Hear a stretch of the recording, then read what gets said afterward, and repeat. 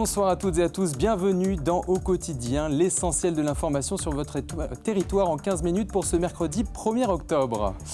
Début octobre, comment ne pas penser à Octobre Rose? L'édition 2025 de Tous en marche contre le cancer se déroule ce dimanche. On fait le point avec notre invité Jean-Louis Lefebvre, responsable de l'événement.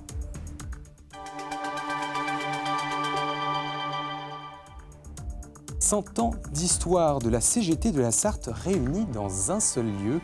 On vous le fait découvrir dans quelques instants. Et puis on reste sur Terre, mais ce passionné sartois nous fait vivre l'aventure marin grâce à sa collection de navires miniatures du XVIIe et XVIIIe siècle, des créations de toutes pièces à découvrir en fin de journal.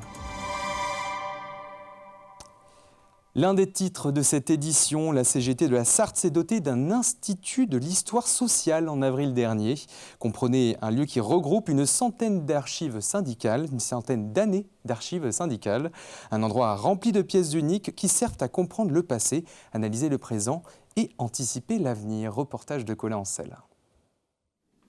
C'est une petite salle. En apparence, dans ses murs, près de 100 ans d'archives syndicales sont stockées.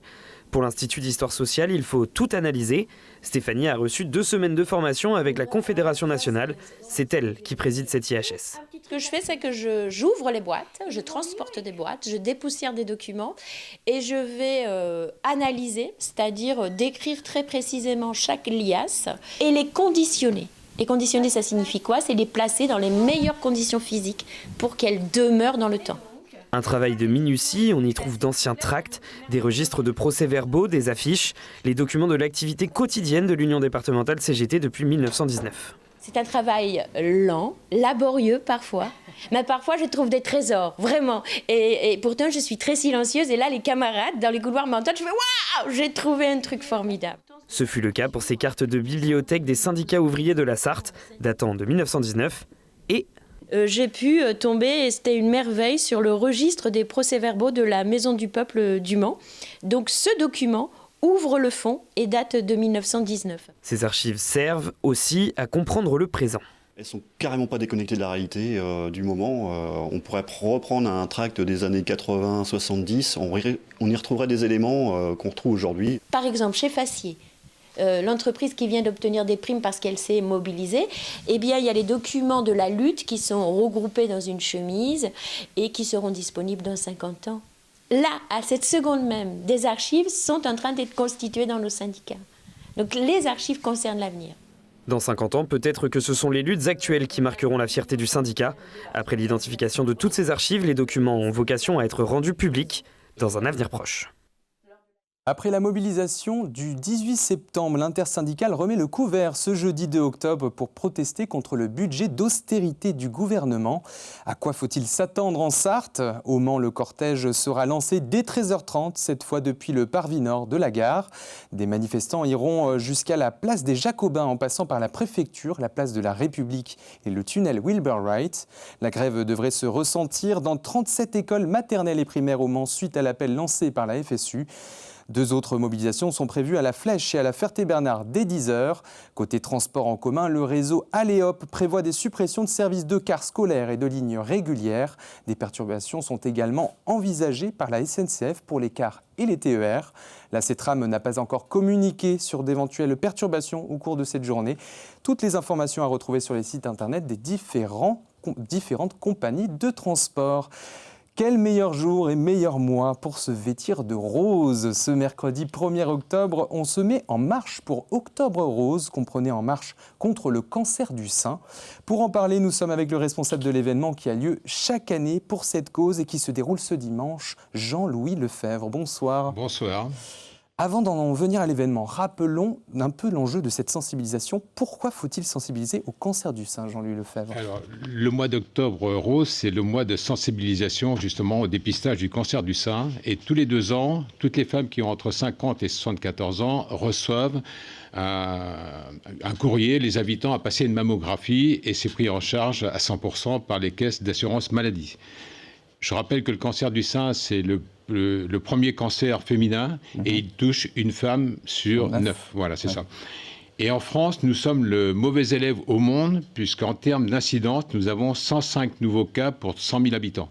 C'est beaucoup. Au monde. Hein. Et par rapport à l'Allemagne, on compare souvent avec l'Allemagne, mais bon, 77 pour l'Allemagne, nous 105.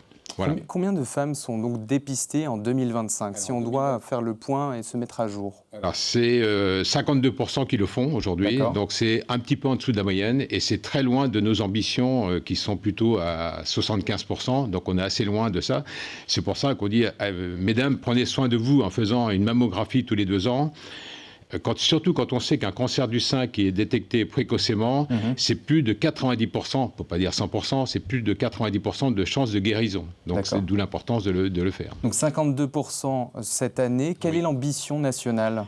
75%. 75%. Oui. Donc il y a encore il y a de la du marge. chemin, tout à fait. Et ça a tendance à baisser tous les ans. Donc c'est pour ça que la Ligue met le paquet au niveau de la prévention sur le mois d'octobre, puisqu'on va organiser à peu près une 50aine de réunions de prévention qui sont pilotées par notre chargée de prévention, Élodie Coulon, et puis assistée de 5 bénévoles. Voilà, qui vont toute la Sarthe. Et en même temps, on en profite pour faire aussi expliquer comment se passe l'autopalpation à l'aide d'un buste féminin qui permet de se faire un suivi régulier donc chez de façon soi. autonome, c'est-à-dire que les personnes puissent justement savoir s'il y a une masse suspecte, en tout cas au niveau de la poitrine. De façon autonome et régulière, donc pas forcément tous les jours, je veux dire, mais tous les trimestres, ça permet de voir ce qui se passe. Voilà, est-ce que vous pensez qu'en Sarthe, ça demande aussi de réaliser davantage de sensibilisation? Justement, vous mettez en œuvre 50 sensibilisations au mois d'octobre. Est-ce qu'il faut l'étaler davantage dans l'année?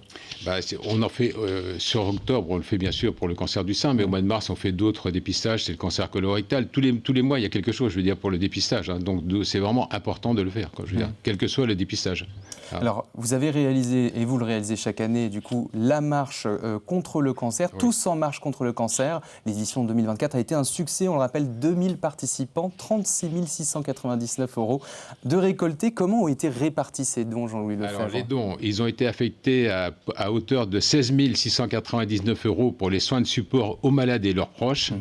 Alors, je vais citer un exemple de soins de support, parce qu'il y en a plusieurs. Hein. Je vais prendre l'activité physique adaptée. Il est important de continuer de faire une activité physique adaptée pendant les traitements qui parfois sont très lourds. Donc, c'est très important de continuer de faire une activité physique, mais forcément adaptée. Hein. Voilà, donc, et puis le reste, 20 000 € ont été affectés à la recherche Grand Ouest, et dont une équipe de l'Université du Maine, donc c'est vraiment du local. Donc un grand merci aux 2000 participants, parce que c'est grâce aux participants qu'on a pu faire ces choses-là. Alors maintenant, à quoi faut-il s'attendre ce dimanche 5 octobre au Mans? On remet le couvert pour 2025, c'est à peu près la même chose. Donc on est toujours attaché au fait que 100% des dons versés par les participants soient affectés aux missions, ce qui veut dire que tous les frais qui sont liés à la marche sont pris en charge par des partenaires qui sont fidèles depuis 10 ans d'ailleurs. Donc je les remercie, donc c'est important pour nous. Et puis la journée, comment elle se déroule? Elle se déroule en 2 parties. Donc le matin, dès 10h... Plusieurs marches, je suppose, plusieurs randonnées qui sont prévues. On a des randonnées libres de 5, 7 et 10 km le matin sur des parcours fléchés. Il y a une application téléphone, je pense que c'est très utilisé aujourd'hui. On a une marche nordique et animation running qui sont encadrées par des coachs de Le Mans Athlétisme 72 qui viennent tous les ans aussi. Une personne aussi attendue, c'est Nathalie Mauclair qui est marraine de l'événement. Voilà, absolument. Nathalie Mauclair, qui fait un trail, donc à peu près de 25-30 personnes. Il faut avoir un certain niveau parce que Nathalie, elle tient la route quand même. On rappelle qu'elle est double championne du monde de trail. Absolument, double championne du monde. Donc c'est notre marraine, donc voilà, elle aura un groupe de 25-30 personnes. On a prévu une randonnée PMR, on le fait tous les ans. Personnes mobilité réduite, avec l'association Randorou, avec Claire Malbos, qui est la présidente. Et puis, depuis 3-4 ans, on fait découverte sophro-balade. On a 8 sophrologues qui seront présents le jour J, et on fait des groupes de 15 à 20 personnes à peu près. Voilà. Merci Jean-Louis Lefebvre. Il y a effectivement beaucoup de choses à découvrir ce dimanche 5 octobre. Alors, pour s'inscrire, vous pouvez le faire via ce QR code qu'on affiche sur votre écran. Ou alors, il suffit d'aller sur le site internet helloasso.com et de se rendre sur la page Tous en marche contre le cancer par la Ligue contre le cancer CD72. Et puis, bien sûr, c'est aussi possible de s'inscrire sur place et faire un don sur place. Merci Jean-Louis Lefebvre, responsable de l'événement Tous en marche contre le cancer, d'être venu sur notre plateau. C'est moi qui vous remercie. C'est la plus grave pollution de l'eau potable, dénonce un collectif sartois. Le CVM ou chlorure de vinyle, un fléau provenant des tuyaux en PVC posés dans les années 80. Dès 2013, ce gaz organique est détecté dans l'eau potable de nombreux secteurs de la Sarthe et peut être à l'origine de 2 formes de cancer du foie. Ignoré du grand public, un collectif d'une vingtaine d'organisations locales en Sarthe se mobilise. Précision avec Catherine Ergualch, présidente de l'association Comité citoyen de la Sarthe. C'est pas du tout une pollution inconnue de la part de toutes les autorités, que ce soit les maires, les présidents de communautés de communes, les services d'eau, l'ARS, l'Agence régionale de santé de la Sarthe, et toutes les instances. Tout le monde sait, la préfecture bien évidemment, j'ai oublié de citer. Donc il faut savoir que même si par exemple votre habitation est récente, neuve, donc avec des tuyaux posés bien après 1980, vous pouvez être quand même concerné par cette pollution indétectable, je précise, par l'être humain, parce qu'il peut y avoir en amont de votre nouvelle canalisation un ancien tronçon en PVC, toujours sous terre, et qui vous achemine malheureusement ce gaz en même temps que votre eau. Le collectif organise une quinzaine de conférences et ciné-débats dans plusieurs communes du département du 2 au 24 octobre. La thématique santé et pesticides sartois. 49e édition des 24 heures moto. Après les dates de l'événement annoncées du 16 au 19 avril 2026, la date d'ouverture de la billetterie est maintenant connue. Dès le 16 octobre, vous pourrez acheter vos billets en ligne. Pour l'entrée, 4 jours, comptez 71 €, valable jusqu'au 16 novembre ou dans la limite de 2000 billets vendus. Au-delà de cette période ou de ce quota, le tarif passera à 89 €. L'entrée est toujours gratuite pour les moins de 16 ans. La réservation s'effectue sur le site ticket.24heures-moto au pluriel.com. L'association Cyclamen Sarthe organise une journée portes ouvertes ce samedi. Pas un hasard, car c'est la semaine du réemploi solidaire 2025, à l'initiative de l'Eurecyclage et du réseau national des ressourceries et recycleries. Les bénévoles vous font découvrir leur atelier d'auto-réparation. Des essais de vélos d'occasion sont proposés, ainsi que du gravage de vélos pour protéger votre compagnon de route. L'équipe de Cyclamen vous donne rendez-vous au 47 rue des Acacias de 10h à 18h. Rencontre avec un modéliste hors du commun, Jean-Pierre Janvier, habitant de Sablé-sur-Sarthe, construit en miniature des navires du XVIIe et XVIIIe siècle avec une précision et une patience sans limite. De véritables bijoux de la marine auxquels il a consacré des milliers d'heures de travail. On hisse les voiles avec Anthony Piton. Depuis son atelier, Jean-Pierre Janvier prend le large à sa façon. Devant lui, un navire pas plus grand qu'un bras, le Cygne, un brick du XVIIe siècle qu'il a reproduit à la perfection. Oh, ça fait pas loin de 2 ans de travail. À environ 2200 heures de boulot. Quand on commence, c'est laborieux, hein, on n'est pas rendu au bout. Et chaque détail est construit sur plan, comme dans les arsenaux d'autrefois. Je suis natif de Solesmes, mais à Solesmes, on avait un chantier naval. Tout petit, mais c'était un chantier naval quand même. Donc, il y avait déjà... Non, mon père, lui, était passionné aussi par la mer, par les bateaux et autres. Et puis après, pour moi, qu'est-ce qui est plus beau, qu'est-ce qu'on peut faire de plus beau avec un morceau de bois à une échelle petite? C'est une maquette de bateau, hein. Après une vie de modélisme, son atelier abrite aujourd'hui une véritable flotte miniature. Moi, j'ai commencé, mes premières maquettes, c'était des sabots, hein. Des sabots avec un manche à balai dessus, hein, ni plus ni moins. Hein. Puis mine de mine, à force de persévérance, on s'améliore et voilà. Son rêve aujourd'hui, voir un jour ces bateaux voguer vers un musée. Là, ce serait la récompense finale. En attendant le musée, ces bateaux restent amarrés dans l'atelier. Mais ils font déjà voyager. Allez, on termine avec les tendances météo de ce jeudi 2 octobre. Rien de vraiment nouveau sous le soleil, bien présent dans l'ensemble de la journée, partout dans le département. Seuls quelques nuages parsèmeront légèrement le ciel.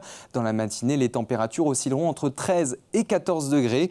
Et puis l'après-midi, 18 degrés sont prévus à l'est et jusqu'à 20 degrés à l'ouest de la Sarthe. Voilà pour l'essentiel de l'actualité sur votre territoire. On se retrouve tous les soirs de la semaine du lundi au vendredi de 18h45 à 19h pour au quotidien. Et puis je vous souhaite une très bonne soirée et à demain, jeudi 2 octobre.